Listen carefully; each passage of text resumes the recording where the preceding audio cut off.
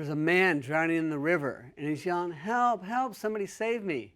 And the guy on the side of the river hears this and says, "I got to go save his life." So he swims out there, grabs a hold of the guy, took him about 15 minutes, takes him back into the shore, saves his life.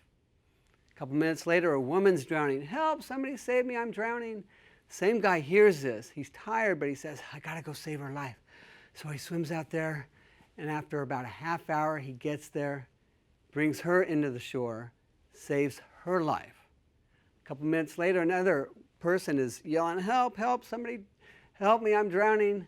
And the same guy who's out of breath hears this and says, "I got to go save their life." So he swims out there, and about halfway out, he drowns.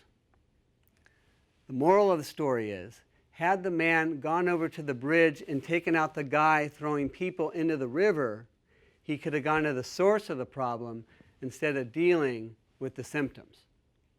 Hi, I'm Tom Ventimiglia, and in this video series, I'm going to discuss and demonstrate techniques that go straight to the source of your stress instead of following the urge to just deal with the symptoms. You'll learn everything from how stress works within your body and mind, why stress is on the rise, and techniques you can perform on your own that work in minutes and are backed by the research I'll report. Right now we'll discuss how people are feeling stressed today in the United States of America. Throughout the last few thousand years, cultures from all over the world have engaged in healing the mental and physical condition of the body after it's been exposed to stress. The symptoms of anxiety, panic, depression, post-traumatic stress disorder or PTSD, insomnia, fatigue, and on, are the same symptoms humans have been feeling for thousands of years. However, depression and anxiety in young people are on the rise. Both colleges and K-12 students are reporting an increasing demand for student mental health services. More students are entering college with mental health diagnoses and psychotropic medication needs. More students are accessing mental health services on campus, and more students are presenting with serious psychological issues than in years past. A few years ago, the American College Health Association survey found strong evidence that mental health needs are related to measures of academic success. The survey found students who reported psychological distress also reported lower grades on exams or important projects. Makes sense. They dropped more courses and had more incomplete grades. As you can see in the graphic, stress symptoms accounted for 28% of psychological distress, 20% of sleep difficulties, 19% of anxiety, 12% of internet use and computer games, 11% of depression, 10% of concerns for troubled close ones, 10% of relationship difficulties, 5% of death of a friend or family member, 5% roommate difficulties, 5% ADHD, and 4% for homesickness and 4% for alcohol use. Students who experience mild or moderate symptoms of depression or anxiety also demonstrate more academic difficulties and lower GPA than non-depressed students. Members of Generation Z, or people that are ages 15 to 21 born after 1997, reported the worst mental health of any generation included in the American Psychological Association's 2018 Stress in America report, which was based on almost 3,800 interviews with people ages 15 and older. Of the Gen Z respondents, 27 reported that their mental health was fair or poor, and a whopping 91% said they felt physical or emotional symptoms such as depression or anxiety associated with stress. 53% of Gen Z said family separations and news reports of suicide, sexual harassment, and assault sparked more stress than previous generations reported. Additionally, work, finances, and health-related concerns all stressed out Gen Z adults more than others, with money being the most common source of stress. More Gen Z adults seek professional support, which helps, but half reported that it wasn't enough to manage their stress. Time Magazine's article on the young and the most restless reports recent surveys have shown that loneliness rates are high among young people, which contributes to the stress epidemic. Social media doesn't seem to be helping either, because while half said it was helpful, the other half said it made them feel judged and bad about themselves. The Stress in America report said that Gen Z admitted that they didn't do enough to manage their stress. You can see from the graphic, stress levels are high across generations. The average level across age groups was about 4.9 out of a 1 to 10 scale, 10 being the worst. Older people born before 1946 had the lowest stress result of a 3.3. Baby boomers were next, when born 1946 to 1964, had the next lowest at 4.1 out of 10. Generation X, born 1965 to 1980, was the next highest at 5.1. Generation Z was second highest at 5.3. And millennials, or Generation Y, born 1981 to 1997, was highest at 5.7%. Gun violence seemed to be a particularly large source of stress for the school-age generation, with 75% of those in Gen Z calling mass shootings a significant source of stress. In April 2019, Adam Mosseri, the head of Instagram, owned by Facebook, said that they're going to be testing a version of the social media service that hides the number of likes a post receives. Only the user who uploaded the content would see how many people double tapped their post. It was an unprecedented acknowledgement of the possible mental health repercussions of chasing the follows and the likes. Overuse of social media can increase stress levels through factors like envy about friends, feelings of inadequacy over having fewer followers than one's peers, or fear of exclusion. Perceived obscurity creates a sense of worthlessness and depression. I believe social media can create a distorted mirror of somebody, as if they have it all, but you don't.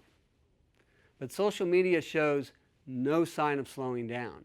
Instagram now hosts over 1 billion users, and Twitter has roughly 330 million active users each month. Social media is obviously one of the most rapidly growing technologies of all time.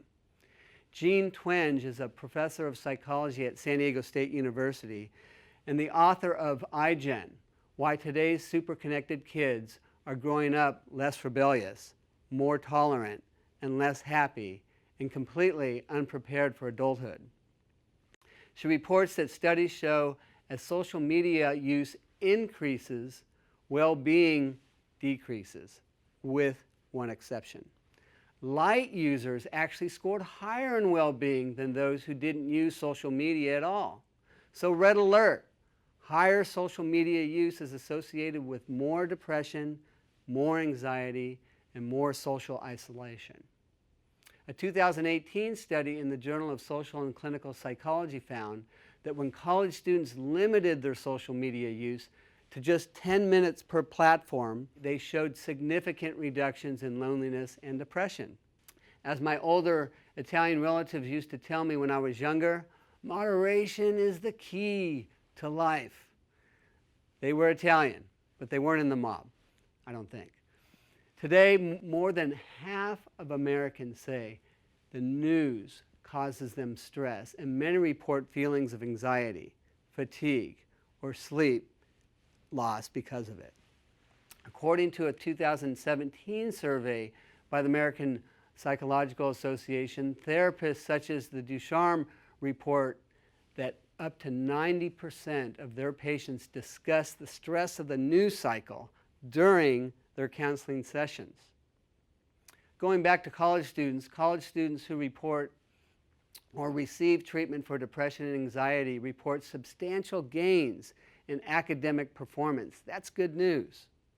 The number one cause of suicide for college students and all suicides is untreated depression. 90% of college students who die by suicide never receive any on-campus or off-campus mental health services. So what is often at the root of depression, anxiety, substance abuse, and other stress conditions? Can anyone guess? The number one answer? Trauma. When a person fears for their life, experiences intense pain, or witnesses a tragic or violent act, that person can be described as having experienced a trauma. The levels of resiliency vary from person to person, so reaction to traumatic events are varied, but some trauma is repeated or ongoing, such as that of child abuse or military combat. Other examples of traumatic events include bullying, car accidents, sexual assault, neglect, natural disasters, growing up in an unstable home, street violence, or battling a life-threatening condition. If the trauma and feelings associated with it are not resolved, serious long-term issues can develop, as researched in the Adverse Childhood Experience Study called the ACE study, Adverse Childhood Experiences.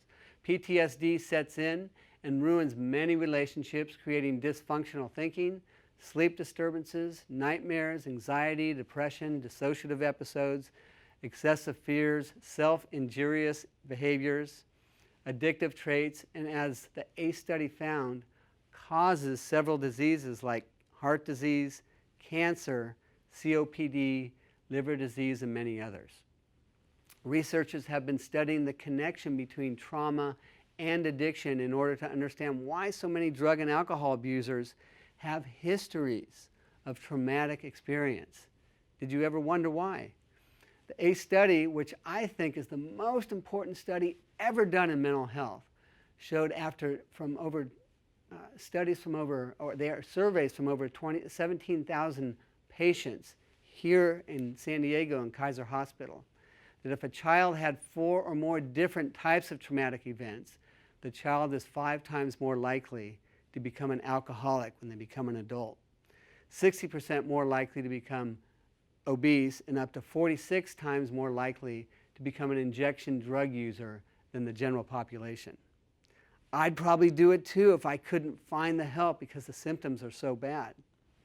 But addiction soon becomes another problem later, as you know, and before long the cure no longer works and causes far more pain to the already suffering person. Years of self-medicating effectively dull the memory of trauma, so many times the link between trauma and PTSD are never made. Over 2/3 of people seeking treatment for some sort of addiction report 1 or more traumatic experiences.